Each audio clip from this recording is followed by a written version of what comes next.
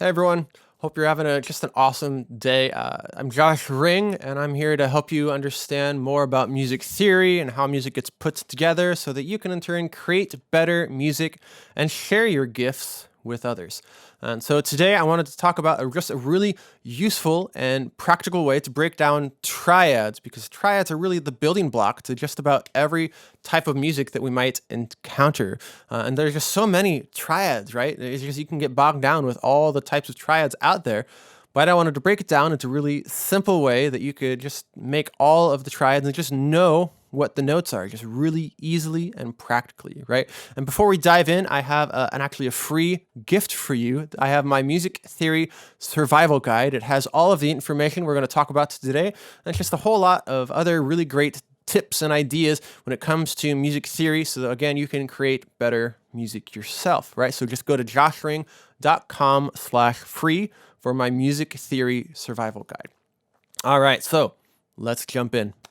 First, let's talk about kind of the long way that you might approach triads, right? And there's nothing wrong with this way. It's a very useful way. So when we talk about like the major triad, sometimes we think, oh, major third up, minor third up, or the idea of 4 half steps, then 3 half steps. And for minor, we would kind of flip that, right? And have 3 half steps, then 4 half steps, or a minor third and a major third. And as we go through the other triads, so diminished and augmented, kind of completing our 4 main types of triads that we would encounter, we have these little formulas of major thirds and minor thirds that we would stack on top of each other.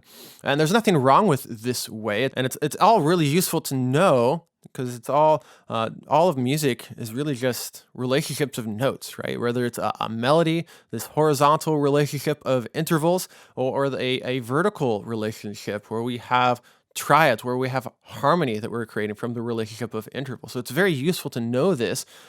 But when I'm playing music, when I'm composing, I'm not thinking about, okay, my major third and my minor third to create a major chord. I just think C major, and I know what the notes are. So how do we get to that point? So let's talk about some shortcuts that we could use to get there. So let's start at the beginning here, right? So we have the 7 letters here of the scale. Any scale would use these 7 letters, and of course these continue on and they go before. So just a never-ending cycle of these first 7 letters of the alphabet. And so with any triad, we're just stacking thirds, right? So with the A triad, it's an A, C, and an E. For a B triad, it's B, D, and F, C, E, G for a C triad, right? And we could keep going down this line, so we would have D, F, A, E, G, B, F, A, C, and of course G, B, D, right? So this is all of the 7 kind of triads based on just the letters themselves.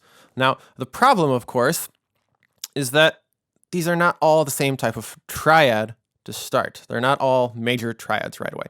So let's talk about this. Why is the problem there? So it all stems from the relationship from B to C and from E to F. And it's because these are what's known as there's half steps. Everything else kind of has whole steps, meaning that there's really a note between like the A and the B, but there's not an extra note between the B and the C, right? So there's these half steps, these just really short intervals between B and C and E and F, right? And if you go to a piano, that's why there's not a black note between every single note, right? There's not a black note between B and C, and there's not a black note between E and F. And because of this, we're going to have sharps and flats with our triads, right? And so I did want to point out too that we could still have a C flat. It's just enharmonically the equivalent of a B, right? And same thing, B sharp is enharmonically the equivalent of a C, right? And so you might have seen that, though. Sometimes there's those musician t-shirts, this E equals F flat, right? And so enharmonically they're the same, but in a triad, there's a time and a place where you need it and want it to be a C or a C flat even, and not necessarily a B. Okay, so let's just start with just what are all the major triads, right? And so for me, I think 1, 3, and 5. So the first, the third, and the fifth note in any major scale is going to get me the notes of any major triad, right? It's still the same kind of idea of major third, minor third, but here it gets me the notes for a C major triad, for instance. So let's go through, right? So C major would be C, E, G. A major would now have a C sharp in it, right? So A, C sharp, E. And B major will now have B, D sharp, and F sharp. And as we go through, add the others, right? We go to F, A, C again, and G, B, D. but now we have D F sharp A and E G sharp B. And you might notice there's kind of a pattern in the way I've laid them out. I've done this intentionally. These are what I call the three groups of the major triads. So the first group, right, with C, right, these are what I call the same, as in the accidentals are the same on all of the notes, right? For the A group, right, now the middle note is different, right? So you can see that sharp is on the middle. The outsides are the same, right? They're naturals, right? And then B is all by himself, the poor guy. He's all by himself as a little lonesome. So the B for bottom is different. So with these three groups of same, middle, and bottom, I can get to really any major triad. So let's see this in action. So let's start with the C.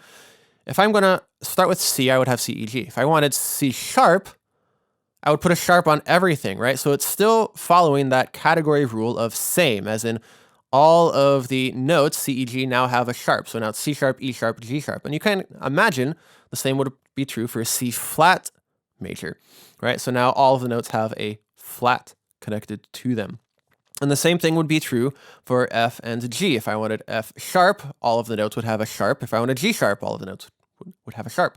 Same thing with the flats for the F and the G flats. Now I have flats on all of the notes. So again, for F major, C major, and G major, all the accidentals are the same. And if you're going to raise it or lower it, they're all going to get a sharp or they're all going to get a flat. So then let's see how that plays out with the middle group of D, A, and E here. So the same kind of thing, if I'm going to lower them, the middle note is still the different note, right? So if I have D flat, it's D flat, F, and A flat, right? So the outside have the flats, the inside has the middle, right? So keeping that middle note different. And then the way that plays out with the B is still for bottom. So if I wanted to go to B flat, which is a super common chord, right? It's now B flat and then D naturals and F naturals on top, right? So the bottom note is still the different note. So that's for major. What do we do then for, say, minor? So one way we could just say, well, minor is a flat 3, meaning I'm going to lower it. Not that the middle note has a flat on it, that's just that we're lowering it from what we're starting with. So a quick recap, right? Our major, right? So we have same, middle, and bottom for these three groups. If I wanted to make it minor, that means for the first group, now the middle note is being lowered, so now the middle note is different, right? So now I have F A flat C or C E flat G, etc. Now for that middle group, instead of them being a middle sharp, now I'm lowering the sharp, I'm taking the sharp away, so now they're all the same. So D F A, right? So they all have the same accidental. And then B, instead of B, D sharp, F sharp, I'm going to lower the D sharp. That now means I now have B, D, F sharp. So now the top note is the oddball, right? And so the top note has the F sharp. So to see how this kind of plays out with in minor, right, with the middle note being different, right, for now the F, C, and G minors, right, if I was going to go to sharps, raise everything, now the middle note's still different. So the outside notes are still sharped, but now the inside is a natural note. For then minors, for the same category, so D, A, and E minors, if I wanted to say have D flat, right, I would have D flat, F flat, A flat, right? So now they have flats. And I didn't include it, but if I was going to have like a D sharp minor, it would be D sharp, F sharp, A sharp. So it's still all the same accidental across the board. And then the same kind of thing from B minor to B flat minor, it's still that top note that is the different note, right? So from major and minor with 1, 3, 5 versus 1 flat 3, 5 for minor, I could go then to diminished and have 1 flat 3, flat 5. And for augmented, I would say 1, 3, sharp 5, meaning I'm starting with a major triad as my basis and I'm lowering some notes or I'm raising some notes up, respectively. So personally, what I do, again, I just memorize the major, these three groups, and then I memorize those 4 triad formulas that we talked about, and I can get to really any chord. So then the question is, how do I memorize this? How do I actually apply this and keep track of which one is which? So I have a few ways that we could go about doing this, and I also wanted to point out at this time that I have some Quizlet flashcards available, right? So you can use the Quizlet flashcards. I have some links in the description below, so you can easily practice with these as we go along.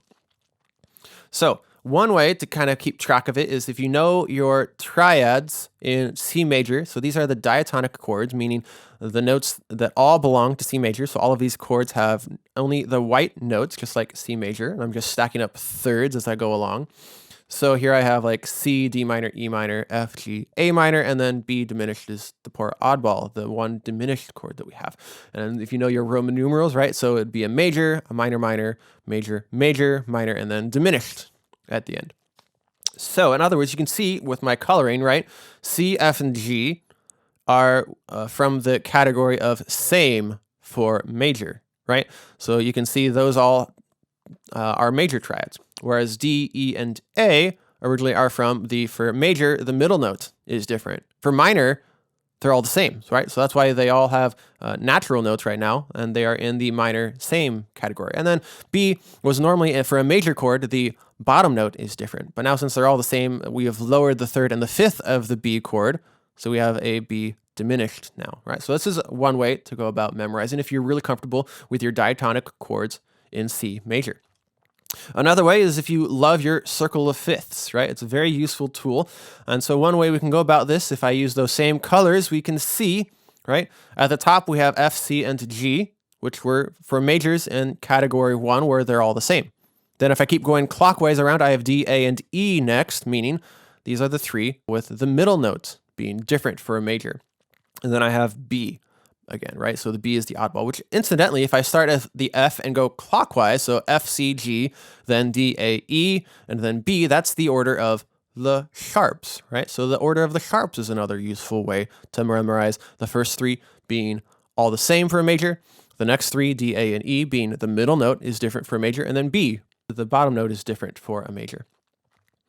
Another way to use the circle of fifths, if you just know the top three, right, F, C, and G, if you know the relative minors. So what I mean is from C major to, say, A minor, right? And same kind of thing from F to D minor and G to E minor. So the relative minors here, right? So then F, C, and G, again, major, all the same. D, A, and E, again, these are what for majors would be the middle notes different. And then we kind of left B out because he doesn't fall nicely on the circle of fifths like this. But you can see it if you know the circle of fifths with the major and minor triads, just at the top, those are those three groups. And again, I do have those Quizlet flashcards. They are down in the description below. Please use those. I have 3 levels that you can go through to train yourselves on these groups of major and minor triads. So again, memorizing the 3 groups of F, C, and G for same. Middle is D, A, and E, and then B for bottom, right? So then the bottom note's different. And then you can apply those to the 4 main types of triads that we have that all use the first, the third, and the fifth. It's just a matter, are we lowering or raising any of the notes from there? So let's kind of try this out with some practice with some rather unusual chords, just to show you that we can get to really any triad, not just the more common ones. So in this first example, I have a B sharp, which is a rather rare chord. So let me walk you through my kind of thought process using this kind of step-by-step formula that we have. So the first thing I think of is that B for bottom. So the bottom note's going to be different. And what I personally do is I just start with B major. So then I know B, D sharp, F sharp. And then from there, well, it's asking for a B sharp, meaning that I have to raise the roots. And if I'm going to raise one of the notes, I got to raise all of them to make it a major, right? So now I have B sharp, D double sharp. That's what that X looking thing is. So it's enharmonically the same as an E, right? But technically it should be a D double sharp. And then I have the same thing, F double sharp, right? So again, hopefully you don't run across that chord anytime soon, but you could, right? You could see how this formula works. Looking at example 2, I have C flat minor, hopefully another one that you won't encounter anytime soon, but let's walk through kind of my process here. So C, I'm thinking same, so C, E, G, right? And at this point, you could either lower everything or you could lower the third. So I personally think lower the third, right? Make it minor, and then I'm going to lower everything. So I have C flat now, E double flat, which again, enharmonically the same as a D, but to make it the first, third, and fifth, it's got to remain an E, right? So C flat, E double flat, and G flat. So again, hopefully you don't run across that anytime soon. And last but not least, we have like a D sharp, which you might encounter this in like a G sharp minor if you're ever playing, and what a lovely key that would be.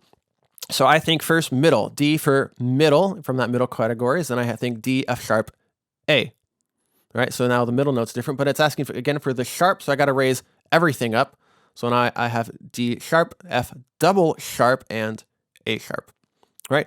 So again, some rather unusual, less common triads, but you can see the principles, we can easily get there if we understand those original three groups of major triads. All right, so there you go. All you really need to know are those three major group categories and all the chords that go in them, and then you just apply those little simple formulas to them for major, minor, diminished, and augmented, kind of being the main four triads that you would encounter. Again, I have the Music Theory Survival Guide, which includes all of this information and so much more. You'll find it really useful. Please go to joshring.com/free. And then I also have some Quizlet flashcards that you can use totally free, just to help yourself understand and fully master your triads. Thanks, guys. Have a great day.